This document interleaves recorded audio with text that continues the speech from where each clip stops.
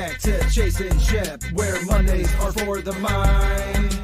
We're live on every outlet at 6 p.m. Central Time.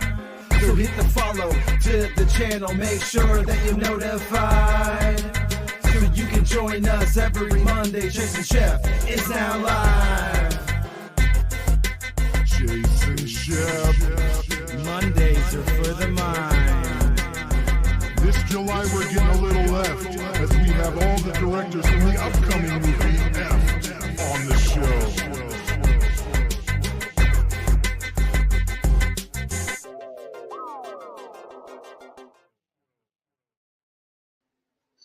Hey, back again. Oh, you know it. What's up? What's up, man? Oh, hanging in there. How you feeling? Okay, like I said before the show, weird weekend. We received a lot of good news. A lot of people in my life received a lot of bad news this weekend. I did want to preface today's episode.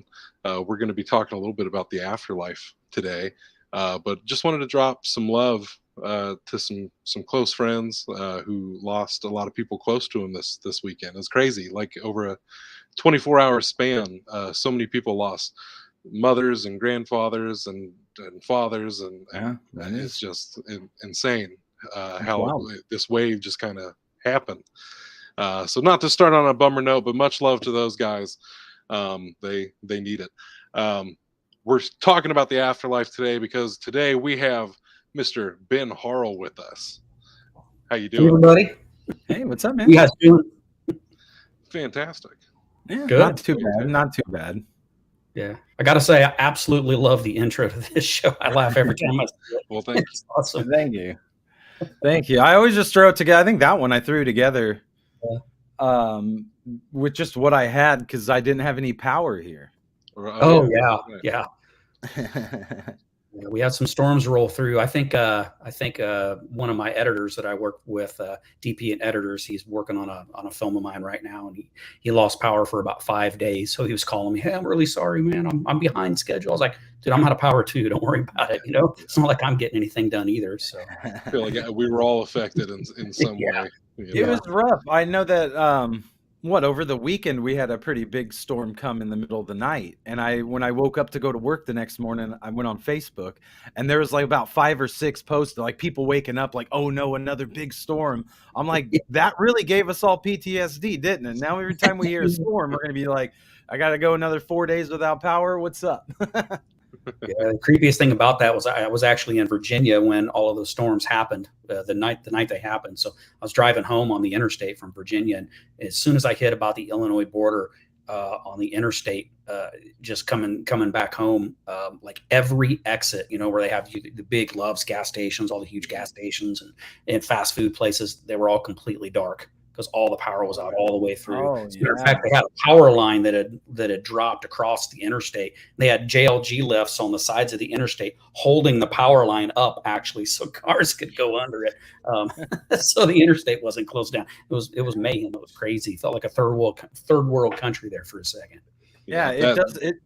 It's really wild when all the power is out in towns. It's a really weird feeling. And I was telling my son, he's here with me. I was like, see, it's like right now's the time to do like a zombie movie. If you were shooting some sort of movie, this is perfect right now.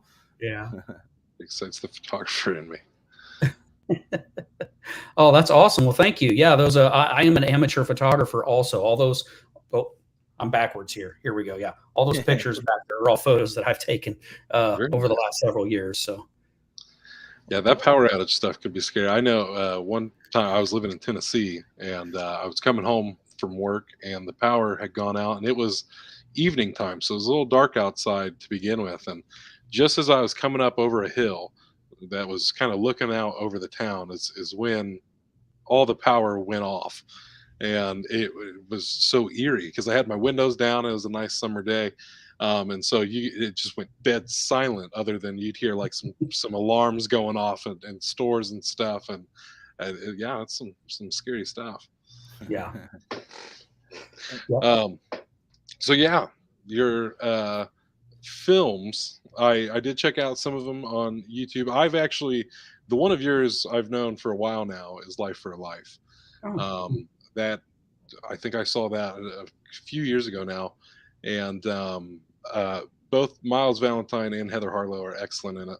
I love that short. I always recommended it to a lot of people, and it was a pleasure to rewatch it going through your stuff this time around. Oh, well, thank you.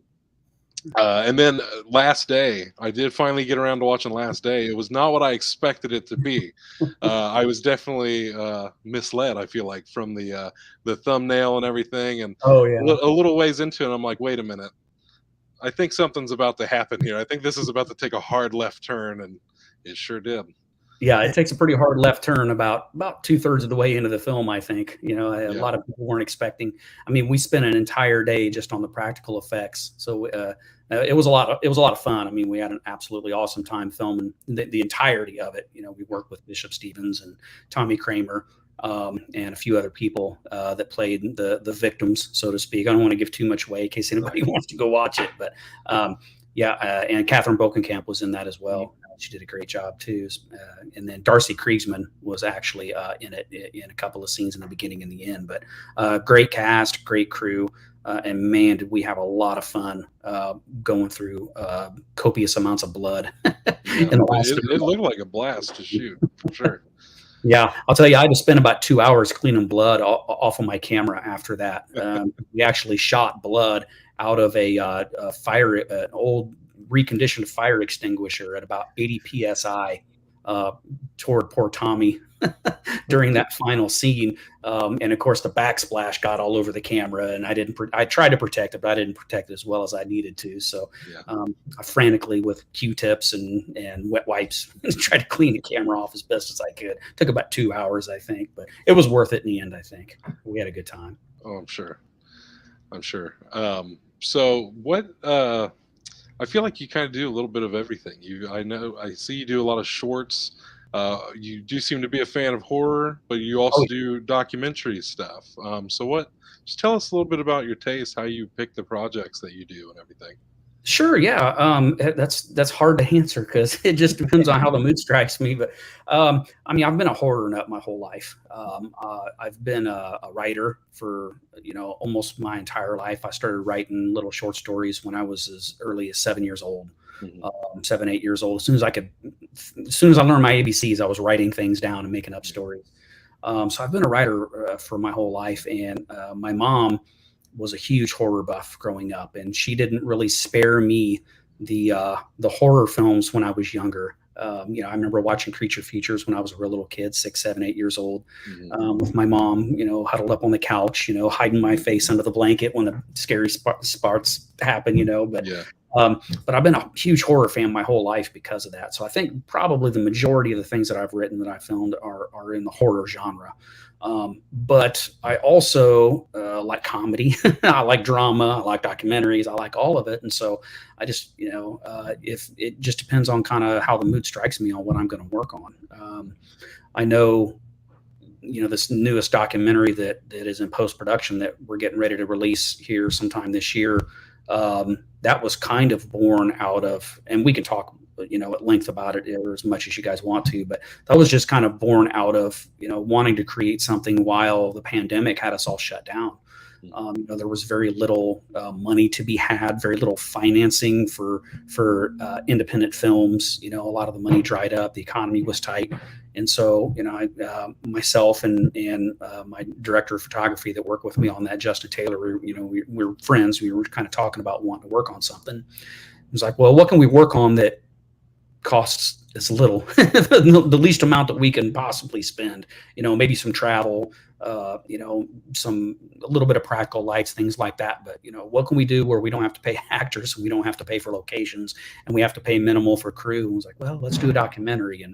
And the particular subject matter was one that has haunted me, I guess, is for lack of a better way of putting it. It's haunted me for my entire life. So I thought, well, if I'm going to shoot something, I may as well make it something that is personal and frightening to me. So, I mean, it's not a horror documentary by any stretch. If anything, it's kind of inspirational and enlightening, but it was born out of a fear of the subject matter for me and trying to come to terms with it. So it's not a horror film, it's documentary and it's meaningful, but it was born out of my fear of the afterlife. So.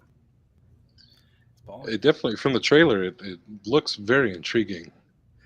Just being able to hear from different people their thoughts and everything. What's some of the coolest stuff you've learned along the way?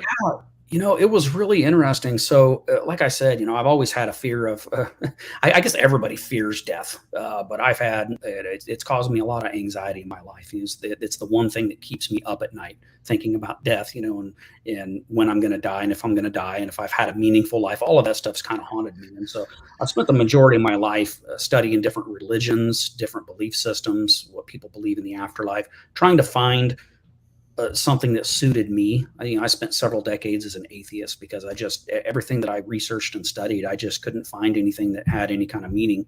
And I'm certainly not religious. I'm not a fan of organized religion. I can't buy into it. But I also don't want to exclude it in my search or in my research. So I didn't, but like I said, I've always had a fear of the afterlife, and I thought, why not? It just kind of struck me. And I do all this personal research and I talked to all these different people, but I never really thought too much about capturing it and sharing it with other people until just a couple of years ago. I thought, well, if I'm on this personal journey, why not film it? Why not travel around? If I'm going to travel around and talk to these people and do this research, why not film it and maybe share it with other people who are on a similar quest? And what I found out was there are so many people that feel the same way that I do about the afterlife, that are maybe anxious about it, maybe not as frightened as I am about it, if I'm being honest, but people who have the same kinds of questions, people who were unfulfilled in the things that they had been taught since childhood. And so I thought, what better way to kind of share my thoughts than go out and speak to some of these people. And so I combed all over the Midwest. I didn't really travel too far out of the Midwest, but just because of budgetary reasons. But there was a treasure trove of people to talk to in the Midwest about the subject of what happens to us after we die. So I went and spoke with psychologists, medical doctors, psychiatrists, a Reiki healer. I actually went and spoke to somebody who performs past life regression hypnosis sessions. And yes, I did do a past life hypnosis regression session with him and was hypnotized and saw some pretty crazy stuff. So nice. That was pretty interesting. And then I spoke to some people who have traditional religious beliefs, Christians and some other folks. I spoke to some paranormal investigators. I spoke to other people, other ghost hunters. Just a really wide variety of people. And then I just talked to some normal everyday people like myself as well.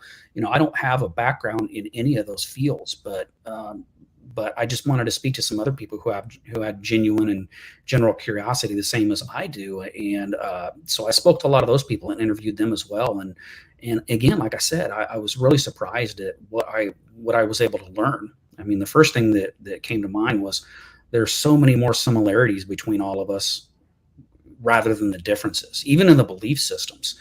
It's pretty shocking how many similarities that people have, how genuine people are, how much people care for their fellow man.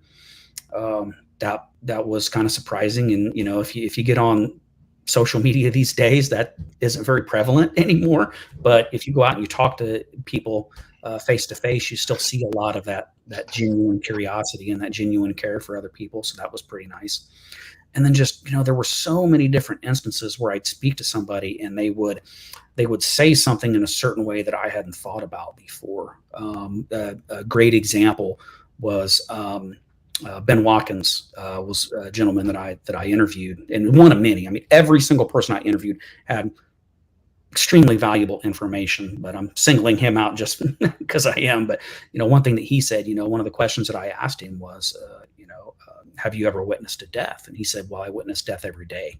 Things have to die for me to survive. So, the things that I eat, the things that I consume, everything that I touch in this world dies in some capacity to help me live my life.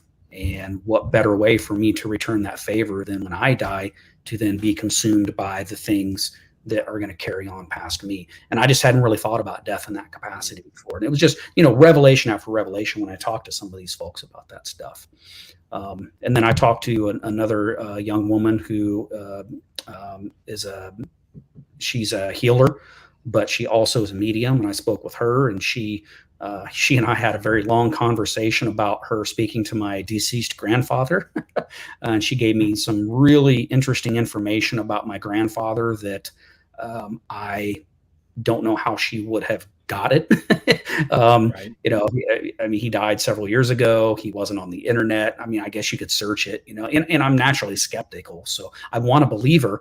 But, you know, the skeptical part of my mind's always thinking, oh, well, I mean, she could have found some information. But I mean, it was such random stuff that she was telling me about him that I just don't know how anybody could have found that stuff. So, and really, finally, the biggest thing about that film was just me trying to, you know, I mentioned that I have kind of a rational mindset, you know, so half of my brain is very analytical. I have to have proof. I have to have facts and figures in order to understand things and believe in them. But then the other half of my mind, I've been exposed to things that I cannot explain, that don't fall under conventional science. You know, I've seen things that go bump in the night. I've seen ghosts. I've seen deceased people. I've witnessed a lot of things that I cannot explain, which is part of the reason why I'm on the journey, of course, because, you know, I'm trying to find the answers to this stuff. But so I've always led the split life. The rational, analytical part of my brain wants proof and wants to deny that. But then the creative side, or the non-analytical side, the side that has faith, struggles with that. So I've tried to marry those two during this journey. And newsflash, well, I don't want to say, I was going to say newsflash and kind of give the ending of the film away, but I guess I probably shouldn't do that. It has Right. So let's just say that I go on the journey and I come to a conclusion at the end of it. I'll just say that. I mean, I'm already sold on it. I think the afterlife stuff has always been something interesting, because just like you're saying, there's so many different ways to even look at it and to study up on it, or to get people's point of views, because there's religious, you know, there's a philosophical people who might say we're all the same consciousness experiencing, you know, things differently. I mean, in my quest, because I've had the same thoughts as you. I've looked up, you know, I watched a documentary on people talking about DMT, where they're like, I saw the afterlife. I got to see the rebirth canal and all this stuff. And it's wild to dive into. It's really like a endless bottom rabbit hole, because it's like the one thing in life that nobody can really give you an honest answer on. Yeah, and you're absolutely right. I mean, anybody who tells you they know exactly what happens to us after we die, I still to this day don't believe that. I mean, Right. we can't genuinely, honestly know what happens to us after we die until we die. And then depending on what your belief system is, you may or may not be able to come back and tell anybody. I mean, so far we haven't really seen anybody be able to come back and tell us. I mean, well, if you get into NDEs, near death experiences, things like that. And I did talk to some folks who have had some NDEs as well. So, I mean, it's an interesting subject for sure. It really is. I did find myself thinking the other day that, you know, across the Chase and Shep stories that we have been crafting, there's we won't say which ones so as to not spoil things, but down the line we're gonna start dying more often. And we've died in some in the past, and I started thinking about it, and it's like, I wonder if this isn't our way on some sort of subconscious level, if this isn't our way of dealing with death, by just repeatedly killing ourselves in multitudes of fashions, you know, across the multiverse. How many times can we die, you know, and accept that in a way through our creativity? It just was a little rabbit hole of thought I went down the other day. Shep's looking like, I haven't. Well, I mean, no, I mean, you know, there's people out there that they have theories. They believe that, like, if you have a near-death experience here, that maybe you died in this universe and your consciousness goes to another you on the infinite timelines that didn't die. So, I mean, like I said, it's such a deep subject. Like I wouldn't know how to even make a document. Like, I'd probably make here's a 10-hour documentary on this, because I wouldn't know how to zone that down and shave it into what it is. Kudos to you for streamlining it all. It was tough. I mean, I'd be a liar if I said it was perfect. You know, I mean, I've yet to make a film that I feel I did it justice, but we had a lot of footage. I mean, hours and hours and hours of footage, you know, interview footage, B-roll, all this stuff that we had collected together, and just trying to funnel that down And the thing that was so difficult about that was there were so many wonderful things that all of these interviewees had to say, and I had to be selective because I had to get it trimmed down. I mean, I think the first edit was like 4 hours. Well, nobody's going to sit. Nobody wants a 4-hour film. As a matter of fact, the guy that edited it for me, when he was mid edit, because I did the rough edit and then the interview edits. And then I handed it over to a primary editor to kind of condense it. And he's like, "Man, are you sure you want to do this as a documentary, like a feature film documentary? Because then I think you got enough footage here. You could probably do like a mini series, man, if you really wanted to." And I was like, "Nah," I said film. I'm going to keep it as a film. But the nice thing is knowing that there's enough subject matter there that, if I get lucky somehow and it ends up being popular, maybe it's a topic that I can revisit and maybe I can turn it into some kind of a series. Well, like we've said, it's such a deep topic that, I think you're bound to get some sort of criticism. There's always going to be somebody who's not happy that you didn't cover this or that aspect of it, but that happens with such a broad subject. Well, and some people, and again, a lot of the people that I talk to, they're very open-minded, very genuine people, but that's not all of them. I mean, I did talk to some people, not people that I interviewed, but people that I talked to about the subject matter that were pretty sure of their belief systems and really didn't want to hear or entertain a lot of things outside of that, which is something that we've always struggled with. Like I said, you'll get that with some people. Oh yeah. I mean, I've studied religion for years now. From an outside perspective, I've never really been religious. Mm-hmm. Like I said, I was an atheist for several decades. I don't know what I am now. Agnostic, maybe. I'm still on the journey. I'll put it to you that way. I'm still trying to figure it out. But I landed on Taoism myself. After awesome. some time, I related a lot to that way of life, and I feel like because I was never a religious person.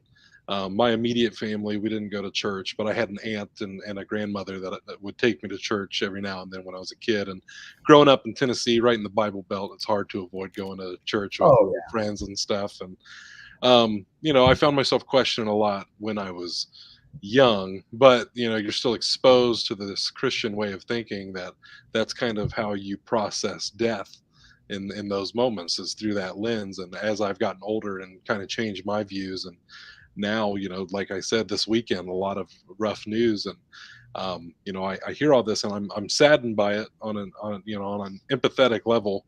It gets to me, but at the same time, I have far more acceptance of it now than I ever did.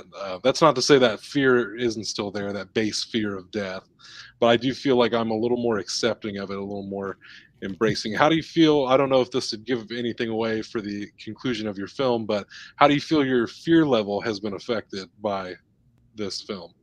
That's interesting. So I will tell you a little bit. So when I first started out, of course, obviously I had some anxiety and some fear of the subject matter. And as I was going through and talking to all these people, a lot of that fear started to subside. And I started to feel a lot more confident. I felt like I was maybe getting, some of the answers that I needed. But the longer I pursued it, the fear and the anxiety started coming back, and it actually got worse. And I don't think it's because I wasn't getting satisfaction from the answers that I was receiving. I think it more had to do with just being surrounded by that subject matter 24/7. Yeah. And just not being able to escape it, editing it, listening to it, researching it. I mean, having that constant feed of death and the afterlife in your every waking moment, it just started having. I feel like that's definitely how it goes. Even even at a point where I feel more accepting of it, the moments where my fear does spike are those moments where I'm thinking more about it. Yeah. And when you can't escape something like that, that's got to weigh on you after a while. It is. It could. I had me and my son have always talked about it too, because as little kids, they'll be asking you a bunch of questions on it. When I've always think it's like when I think of my personal, life just being done, I'll start freaking out. But like I told my kid, I was like, if right now we got a news story, it said, "Hey, listen, this asteroid's it's coming, it's taking everybody out." I was like, I don't think I'd have any. I'd be like, okay, like if we're all gonna go, I was like, it's a little like I always was like, it's a little FOMO to me. I was gonna when say start it's a thinking little. about death. Yeah, it's like, like, damn, I'm gonna miss. I'd miss this, I'd miss that, I'd miss all this cool shit coming up that I'm excited for. But and then those anxiety thoughts pop up, and it's like, well, everybody that probably passed away had things they were looking forward to too. It's like that's just it's the weird life where we all didn't ask to be, but we're all in. I'll tell you something that, and I'm going to pick on him again. Ben Watkins, one of the guys that I interviewed, something that he said to me that was pretty profound. Another profound thing that he said. Hopefully, I'm not giving too much of the film away because this did make it into the film. But something that he said that was pretty cool that actually helped alleviate some of my fear was, I asked him. One of the questions I asked is, what about the thought of dying causes you fear? And he said that he wasn't scared of his death, but he wasn't anxious about his death. He was anxious about the people he was leaving behind, being sad about his absence. So he was more worried about them than he was about himself. And that was a real big shocker for me. As soon as he said it, I paused right in the middle of the interview. I was like, wow, man, that was I had to take a minute to think about it because up until that point, almost all of my fear and anxiety about death was all ego driven. It was all selfish. Well, I'm scared of my death. What legacy am I leaving behind? It was all about me. And he actually flipped it on its head and made me think about the other people in my life that would suffer if I died. And that really changed my perspective on it considerably. And so now when I think about being anxious about dying, or I start getting into that ego-based thing, I remember him saying that to me, and it really helps. Yeah, that is what's up.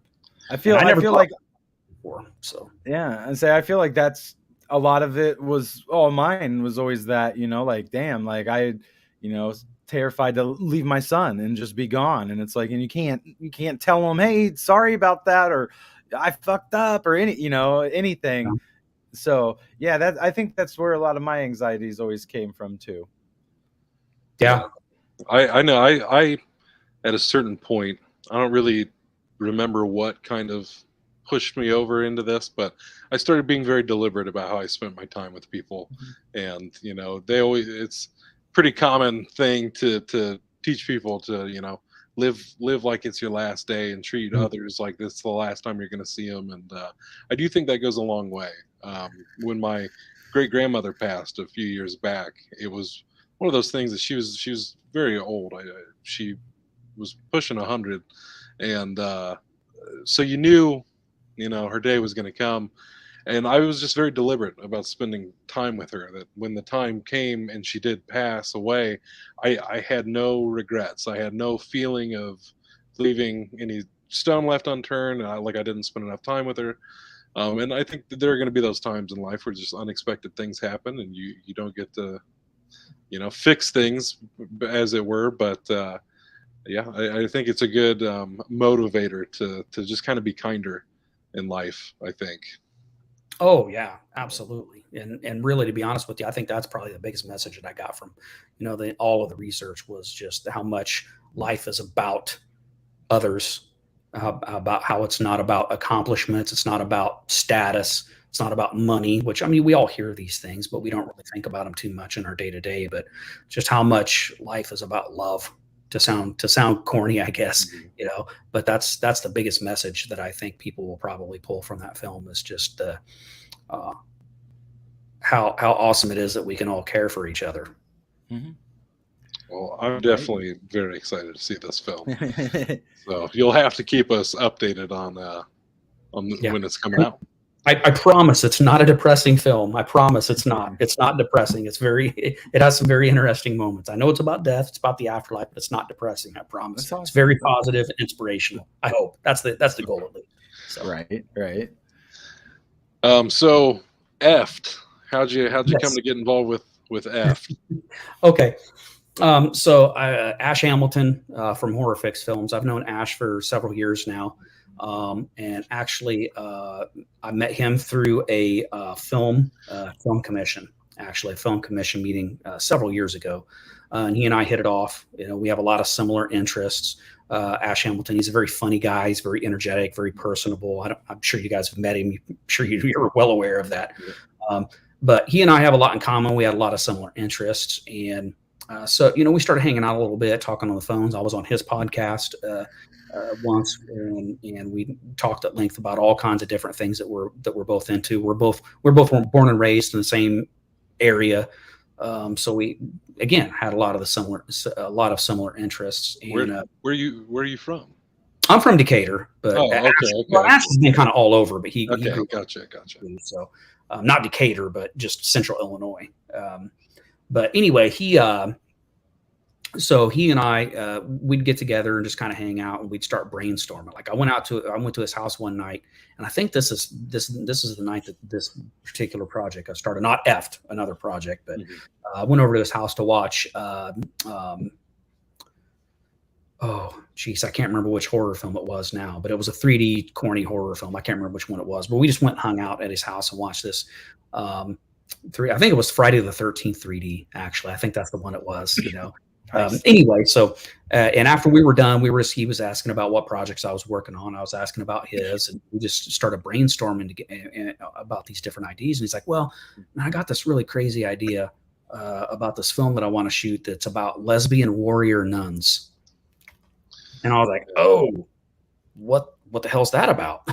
So it was just this really just kind of this basic premise of this lesbian warrior nuns, they're fighting the devil, they work at a strip club, and I was like, "Oh man, that sounds awesome." So we just started bouncing ideas back and forth and brainstorming. It was like, "What about this? And what about this?" And we started coming up with all of these different gags for this film, this horror comedy that we were talking about. And he's like, "Man, I really think that you and I need to write this. I think it'd be pretty fun to write this and film it." And I was like, "Yeah, absolutely, man. That's what I do. I write, and he does too." But so what we did is we kind of threw together an outline for this really absolutely insane horror comedy film called The True Tale of Old Splitfoot versus the Lesbian Warrior Nuns of the Great White North.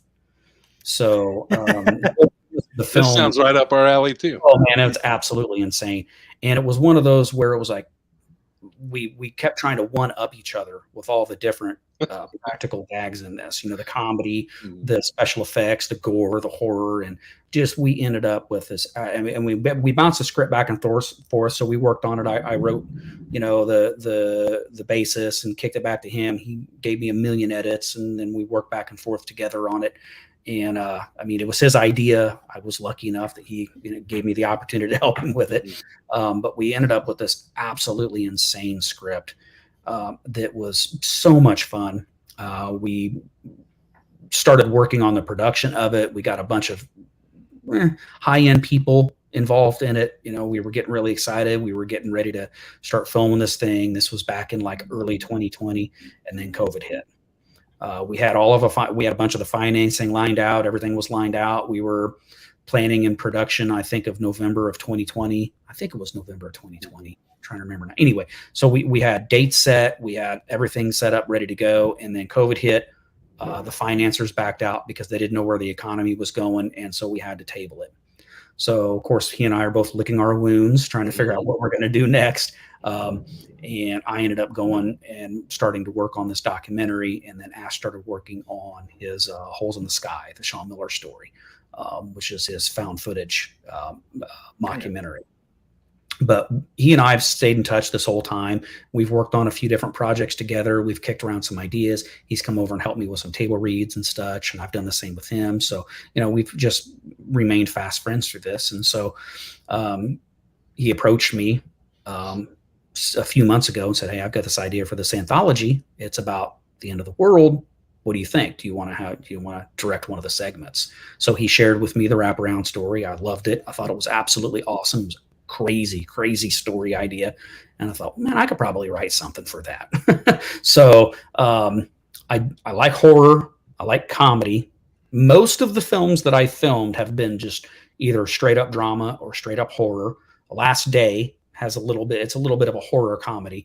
But I really enjoyed filming that. And I thought, well, man, I wonder if I could do something that's kind of horror comedy based. So kind of told Ash what my thoughts were, what my ideas were, talked about the outline with him, and he loved it, thought it was fantastic. He said, hey, just go ahead and film it, man. I trust you. Go get it done and we'll include it. So that's how it was born. Awesome.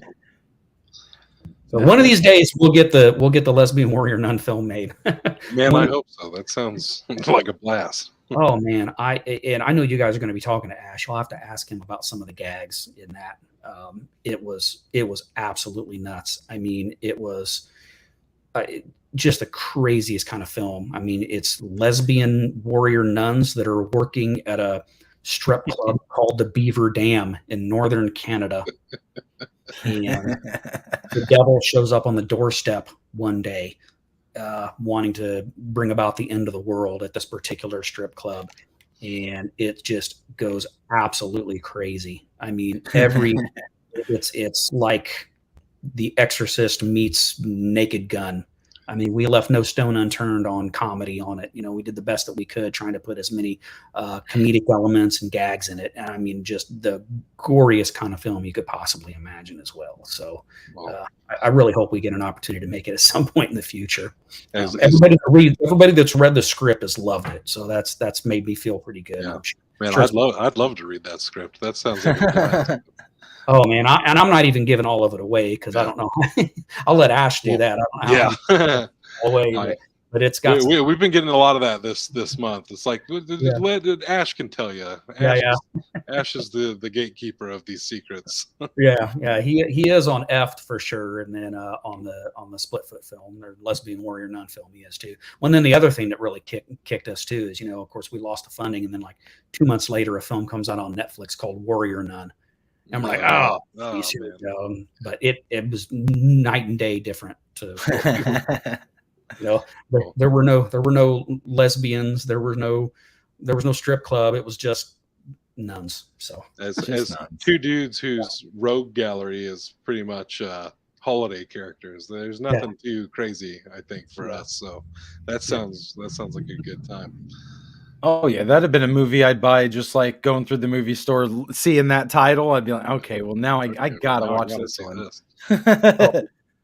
We had so many different gags that we were going to do in that. I mean, we had one guy that gets killed early on in the film that he dies with a heart-on, and it remains that way for the rest of the film in his zombie form.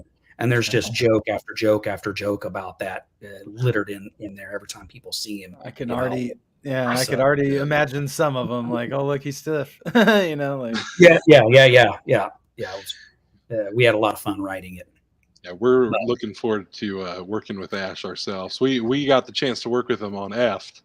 Yeah, but now we're trading places, and he's coming to act for us. Oh, that's cool. For our upcoming thing. So we're excited to see Ash in actor mode, because we've seen him behind the camera. We can see what he can do there, so we're excited to see him bring old Father Freak into life.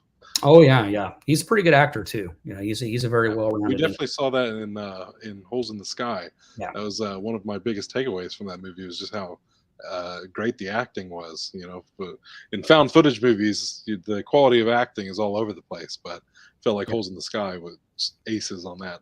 Yeah, Ash is a really good storyteller too. He's very creative, and he really knows how to tell a story very well. And that's tough sometimes. It's tough to get the story from in your brain. I apologize. I don't know if you can hear my dogs barking, but my dogs are barking, so sorry about that. But sometimes it's really hard to get the story from your brain out into the page, and then it's even harder to get it from the page to the screen. And Ash is he's very good at being able to get it to all of those different places and still get the viewpoint and the message across. So very good guy. Yeah. Oh yeah. Definitely. Yeah, we know it definitely is hard to get that image out of the brain onto the screen the way you want it. You get close. You guys are well aware. You know exactly what I'm talking about. Yeah, it's a pain. It's a pain doing that, but it's worth it. Like I do, like, because I always did music the whole time until I met Chase. I never really did film stuff at all. So a lot of he's studied it, his whole life's been about it, just like I was doing music. He was always into film. So, when he's in the scene and he hands me the camera, he's like, all right, shoot me. I'm just sitting there like, I really don't know what I'm doing, but then, it's one of those things that I'll shoot something and he'll be like, that looks really good. I like how you did that, and stuff. And then I'm like, oh, okay. Hell yeah. That's interesting you say that. I actually am a musician as well. Yeah. I've been a writer my whole life, but I was actually a musician, a singer, and a guitar player for probably 30 years. I was in a few bands I think the last band I was in, we released 3 albums, did some really minor touring kind of stuff, got like about that much radio play in Europe, that kind of stuff. Yeah. But that's how I got into film. One of the last band I was in, we shot a music video for one of the songs, and I really just fell in love with that whole process. It was kind of a narrative. I mean, we did the band playing kind of stuff, but then we also had narrative stuff in the music video as well. And I just really enjoyed it. But we shot it with Heroic Age Studios. Eric Hector directed it, and then Tim Lynn was the DP. And coincidentally, Tim Lynn's also the DP for the short that I'm doing that I did for EFT. So I became friends with him through that process, and he and I have remained friends for several years since that. So, but that's how I got into film, and poor Tim, the poor guy, I kind of latched onto him because I was like, man, this is fun. I think I want to do this more. I've written, short stories and novels and stuff my whole life, but I've never thought about making a film out of anything I've written. I need to figure out how to do this. So I started doing that. And poor Tim, I think I called him every day for about 6 months. Hey, how do you do it? You do that? And he was so patient with me, and just really kind of took me under his wing. And really helped me figure out how to do a lot of the stuff that I wanted to do. So, my hat's off to him, for taking an older student, under his wing and being patient with me. Cause he certainly didn't have to have the patience that he did to kind of help me out and try to figure out this thing that I wanted to do. But yeah, I've worked with Tim on several projects over the years as well. And he's a really good guy, and he's an absolutely fantastic cinematographer. One of the best that I've ever worked with. That's awesome. Man. Yeah, we do the trade-off thing most of the time. I think we are getting to a point where we have other people who run the cameras for us. Yeah. But yeah, during the filming of Summer Camp, Shep and I both were the main camera operators, I feel like. And I feel like it was one of those things where we kind of took on each other's styles, I guess. Yeah. I don't know if it's fair to say that Shep took on my style or vice versa. We just kind of happened to do the same thing. We were just on the same wavelength to begin with, because that first time he showed me what he shot, I was like, holy shit, this is like one of my favorite shots in the whole thing. And so that was good to know that we were in such good hands, like, because there have been things in the past where, when I like to be in front of the camera as well as behind, and that comes with its own set of challenges.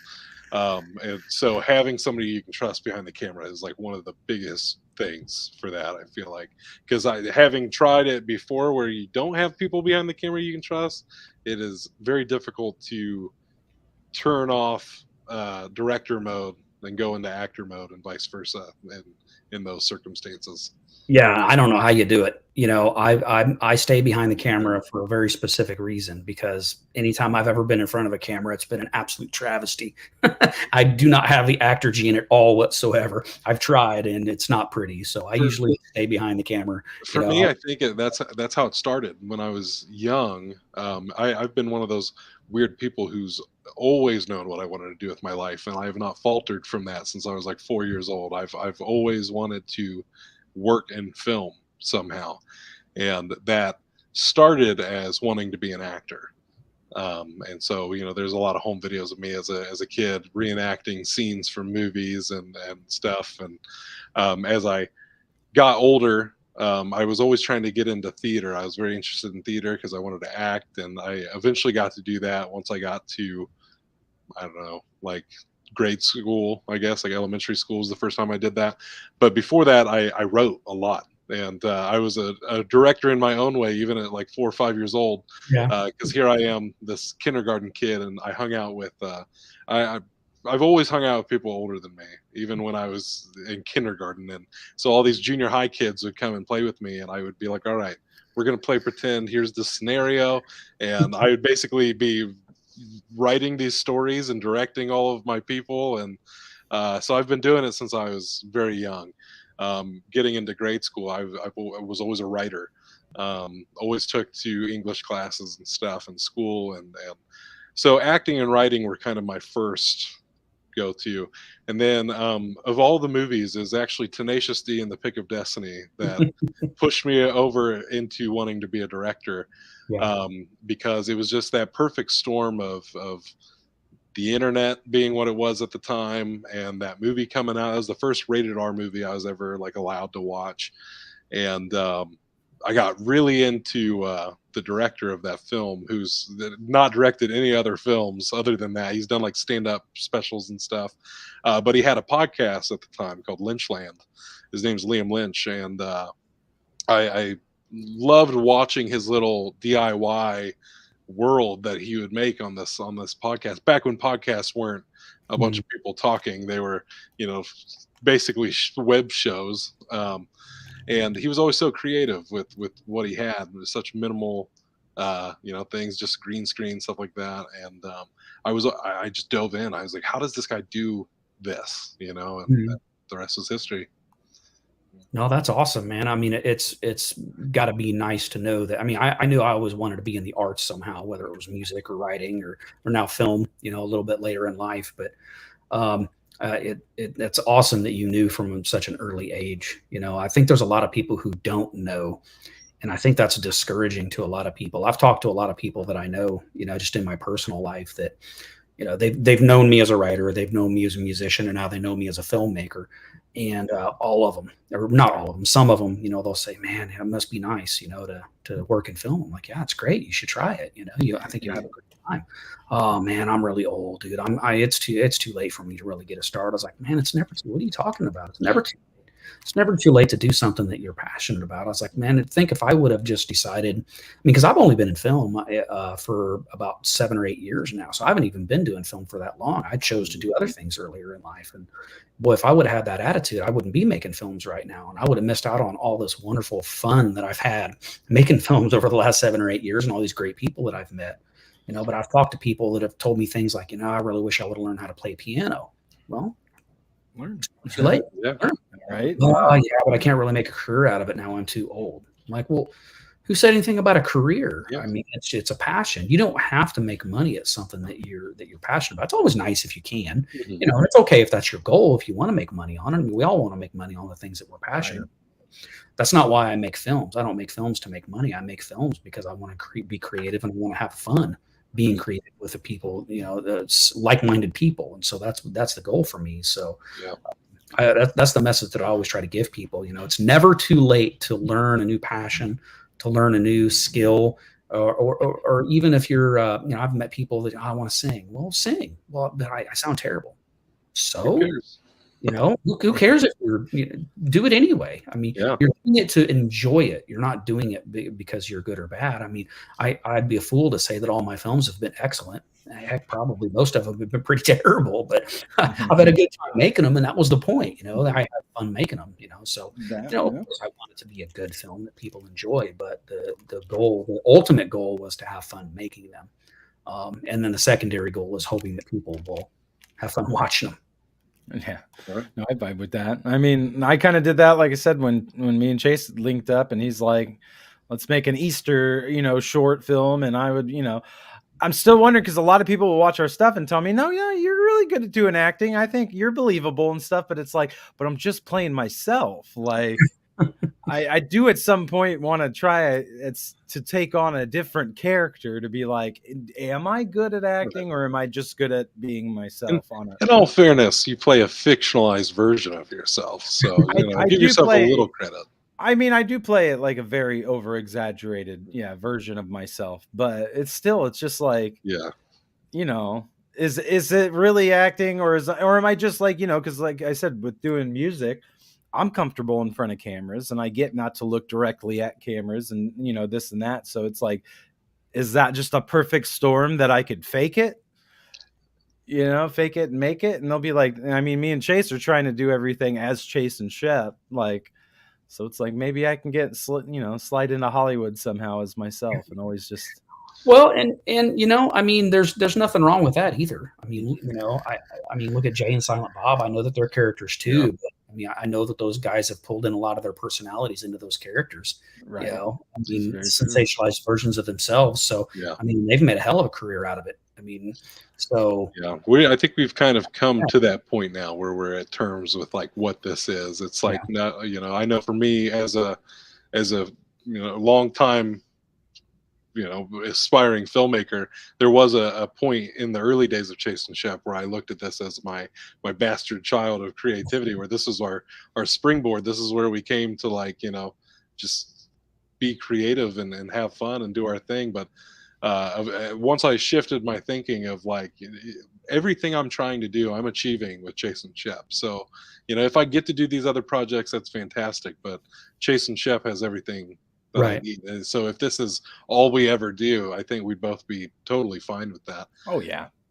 and that's awesome. You know, there's a lot of people who go through many, many years of their life trying to find that thing and unfortunately never finding it. So, you guys have found something that you're both passionate about, that you enjoy doing, that you enjoy working on, that gives you a great pleasure, man. So yeah, I'd ride that horse till it dropped. Pretty much. Why not? As long as we're having a good time. I Exactly. said recently, I don't want to, no matter how big this ever gets, I never want to lose the feeling of a bunch of buddies going out and making a movie. Like Right. I want to maintain that feeling that we just went out with a camera with our friends and we made this thing, no matter how snazzy it looks at the end of the day. Yeah, that's pretty much, that's how music always was with me. It was always me and my friends getting together and having our fun and seeing what we could come out with the next day recorded. And I feel like now that this has replaced that, because now, we'll let anybody that's our buddy, if someone came up to us and was like, hey, I really want to try acting. I want to be in, we'll get you a role right now. We'll get you in there. So, and that's how I was with music, if we had our friends over and we were recording a song or something and somebody was sitting there and was like, I've always wanted to try to do hip hop music. All right, let's go. You can record a verse with us right now. You don't know how to write it? I will write with you. I'll write it for you, or write what you can and give it to me, and I'll make it so it's on to the beat, and all this stuff. So I do dig that the approach we've got going nowadays. And that's been one of my favorite things is, in the fantasy version of oh, well, I want to run a studio someday and all this stuff, like you say, it doesn't really come down to money for me. I want to be able to be creative, but also there's those other aspects of, like being able to provide jobs for people who want them, opportunities for the people who want them. And so even now, we have no budget whatsoever and we can't offer to really pay people at this point, but we actively try to give people the opportunities they're seeking. I know Miles Valentine, who you've worked with, we are getting ready to work with on an upcoming project. And when he and I first officially met, I asked him, and I asked all the actors we meet the same thing. What do you want to do? What is a role that has just been eating at you? That's like, man, I'd love to do this thing. And when I met Miles, he threw out a couple things, and I was like, I think we can do that in one character. I mean, I thought on that for like over a year with that information, but eventually something came along that's like, I think we can do that for him. And so now we're really looking forward to that. But we try doing that with everybody. If we've got something that works into our tapestry that can also allow you to do new things, and that extends past our actors too. Our friend Gela, who does our animation, we're constantly coming up with new stuff for her to do that it's like at this point I feel like I'm intentionally challenging her. I know that she is capable of so much more, and I want to see those things come to fruition, and I know she does too. And so it's just that fun journey of working with everybody and just lifting all boats sort of thing. Yeah, and there's such a feeling of accomplishment when you you work with somebody, when you see, and there's been many times in my life when I've worked with people, like I'm sure you guys have seen it too. Sounds like you guys have worked with a lot of people and given people opportunities who maybe don't have experience, whether it's in music or acting or working behind the scenes, whatever the case is. But when you see that click in their brain, when they get it, or when they try something and then you play it back for them, and you know, they try acting and they try doing something, and you see it, you know, through the camera, and you're like, oh, they just nailed it. How awesome. And you play it back for them and you tell them, look, this is what you did. Look how awesome this is. And just see that click and that joy that brings to that person. I mean, that's just a wonderful feeling to get. So one thing that I always try to do, and I don't always, but most of the time, I always try to have at least one or two people on my film sets that have almost no experience at all, or who are just starting out in the industry. Try to give them an opportunity, whether they're going to be a PA, whether they're going to be an actor, an extra, or whatever the case is. I try really hard to try to bring people in that to give them some of that opportunity, and hopefully the bug bites them and they go on to make a lot more films. You know, I mean, that's the one thing that I've noticed in the film industry specifically that I really enjoy is how much collaboration and cheerleading there is for everybody in independent film. And that's not something that I have experienced like in the music industry. I hate to pick on the music industry, but music industry can be somewhat cutthroat a little bit. And there's a lot of competition between musicians, at least locally. And I've noticed, at least for myself, there's always a couple of bad apples in whatever bunch you're in. But for the most part, like 99.9% of the people that I've talked to in the film industry, they're collaborative. They care. They're willing to go out and help each other. They lift each other up. They go above and beyond to try to help each other. And that collaboration and that camaraderie that I see in the local independent film industry, man, it's very inspiring. And so the only thing that I can do is what was done with me. Like I said, with Tim Lin, being very patient with me and answering my questions when I was a novice and trying to figure it out. The only thing that I can do to pay him back is to pay it forward. And when people have questions for me and ask me for help or ask me for things, I'm always willing to jump in and do what I can to try to assist. That's awesome. Yeah. That's kind of how when Catherine Wokenkamp came on board Summer Camp of Horrors, I'd already heard of Catherine. I'd seen her in a lot of things, so her name kind of preceded her as opposed to the rest of our cast.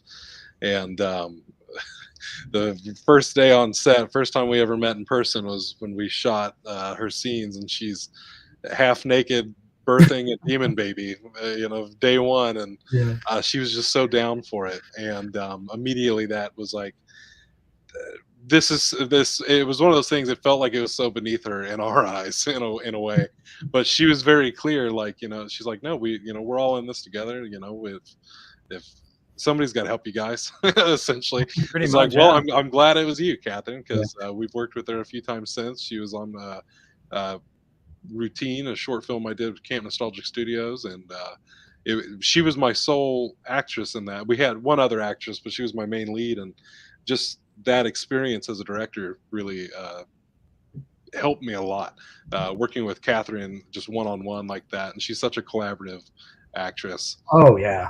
So I've known Catherine. I've known Catherine for a long time. I've worked with her on several projects. Same with Miles Valentine. You mentioned Miles earlier too. I mean, both of those actors, I mean, they're just absolutely fantastic at their craft. I mean, I've worked with Catherine enough to know, I mean, she just really, you can hand that young lady just about anything and she'll be able to act it. And Miles is the same way. What a wonderful actor he is as well. So yeah. And the nice thing is, you know, a lot of people don't think about it. You know, when they think about actors, they think, you know, Hollywood, maybe Chicago, New York, and maybe a little bit of Atlanta, Georgia these days too, because a lot of stuff's filmed in Atlanta. But a lot of people don't think about, you know, Central Illinois or the Midwest when they think about acting. But man, there is just a treasure trove of very, very talented people in the Midwest when it comes to acting and when it comes to directing and DPing and producing and gaff and grip and sound and special effects. I mean, you know, there's a huge amount of people that you can pull from in this area that are just extraordinarily talented people. And they're just so down to earth and so easy to work with. I mean, what more could somebody who wants to be a filmmaker ask for? Right. Yeah.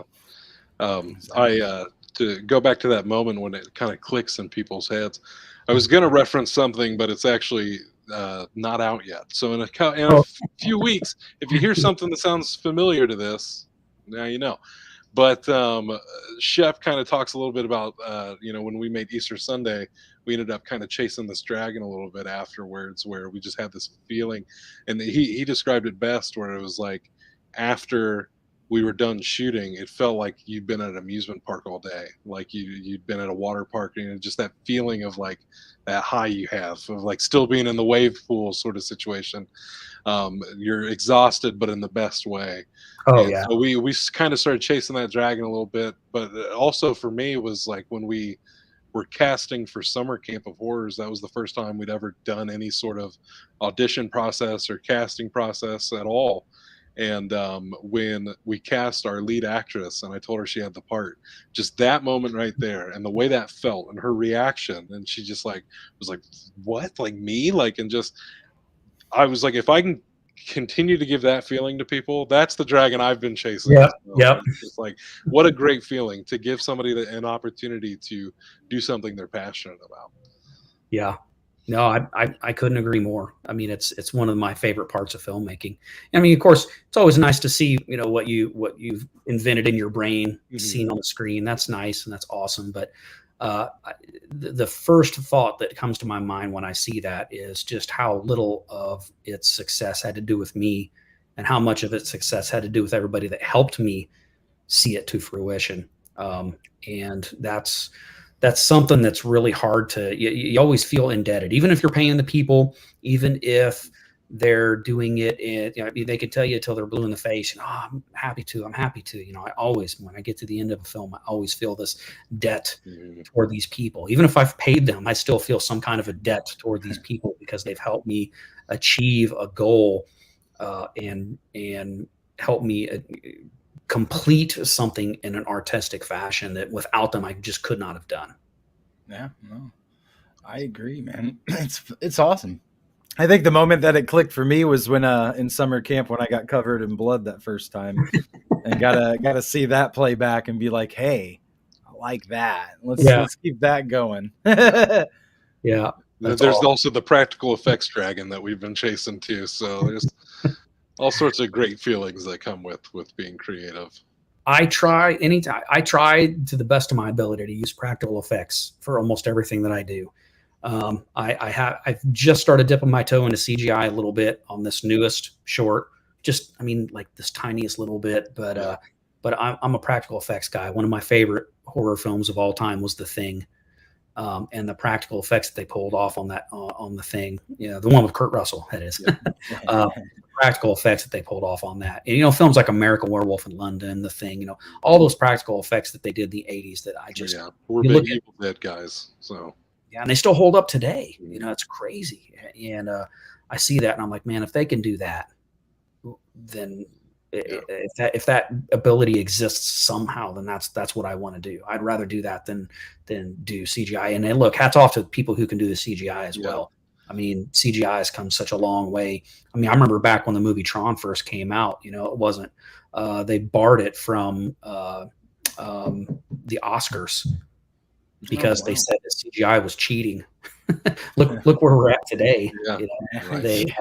They said that it couldn't win an effects Academy Award because they considered CGI to be cheating. And now if you're not doing CGI, you're probably not going to be in the category at all. So definitely something to the tangibility of practical effects. I know one recent example, Cocaine Bear, that came out earlier this year. Oh yeah. I on paper sounds like a blast. In theory, was just kind of, it was okay once I actually saw the movie itself. But the biggest thing for me was I knew for a fact if the bear had been more practical, I would have bought into the movie as a whole more. But because it was such a obvious CGI bear, it really disconnected me from fully immersing into that film. Well, and one thing too that I really like about the horror comedy genre in particular is, poor practical effects are very forgivable. Right. So even if you have something like, oh, I can see his arm up the puppet's butt, I mean, it adds to the shtick a little bit. So even, even cheesy practical effects in horror, well, in horror in general, but specifically in horror comedy, it's so forgiving. I mean, one of my favorite films of all time was Army of Darkness. If you go back and watch that now, the practical effects in that are just, I could care less because that movie was so fun. So yeah, I mean, it's one thing you can't in dramas. You don't have the same level of forgiveness in drama. You don't have the same level of forgiveness in action, or in standard comedy. You don't have that level of forgiveness. But horror fans almost sometimes relish in the cheesiness, campiness of films, and so it's if you screw it up, you've really screwed it up, because most of the time, even if you screwed it up, there's still going to be an audience out there for you. That was our blessing on Summer Camp of Horrors, was no matter what we got hit with along the way, we knew we were a horror comedy, and we could explain anything with a joke, and I mean, we always say the episode, Catherine's big episode, is episode 4, while she's having that demon baby. We're always like, in just a switch of a frame, we go from our best effect in the whole show to our worst effect in the whole show.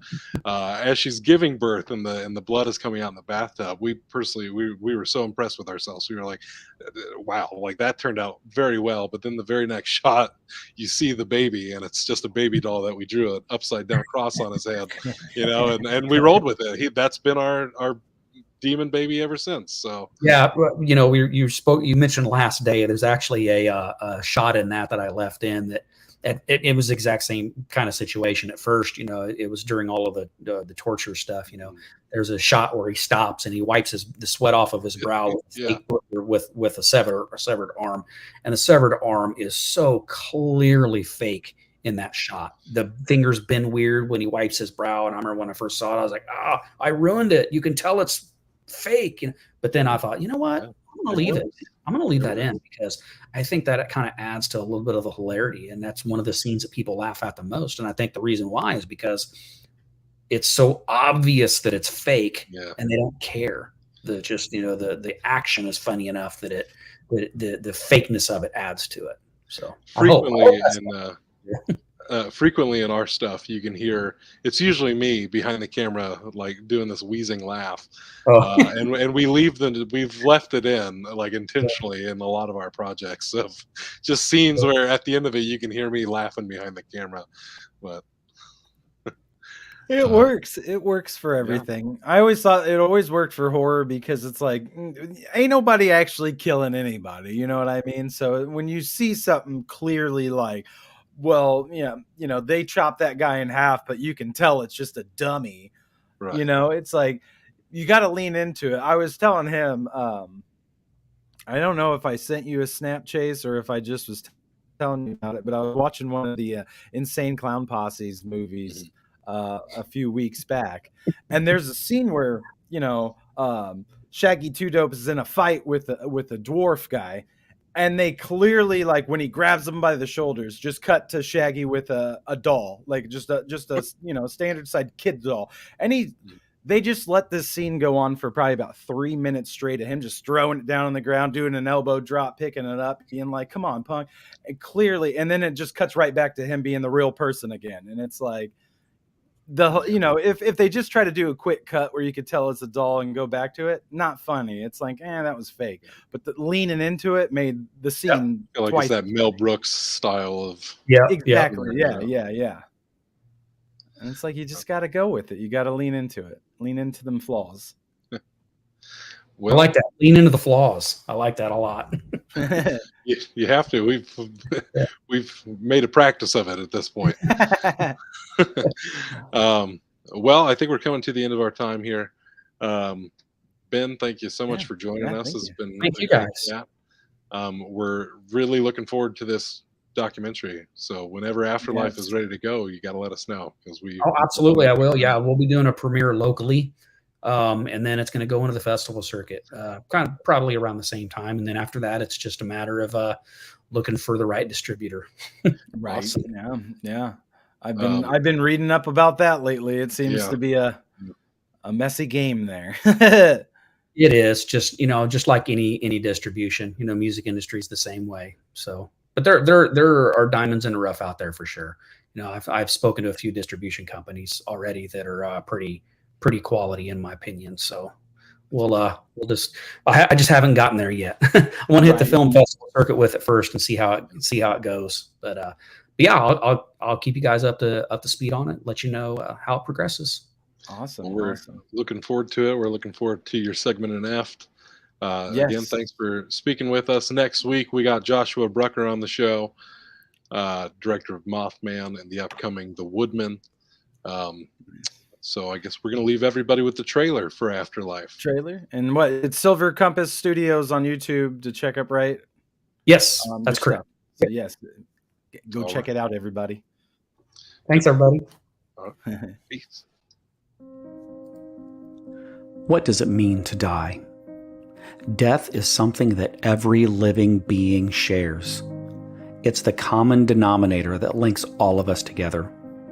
There's no magic pill or magic potion to reverse the end to our physical existence. For some of us, our inevitable demise frightens us. It represents the ultimate unknown. We close our eyes, our bodies go limp, and we are no more. Swallowed by the dark, we cease to exist. Or do we? According to a Pew survey conducted in 2021, 9 in 10 U.S. adults believe in a higher power.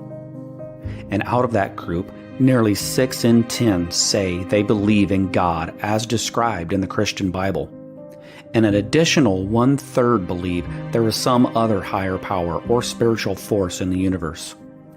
I've spent my entire life searching for an answer to life's biggest question. I've studied countless religions, beliefs, and medical and psychological opinions on the subject, looking for an answer that both satisfied my curiosity and quelled my fear. And yet, despite my tireless quest, I'm still left with the same question I started with. What does it mean to die?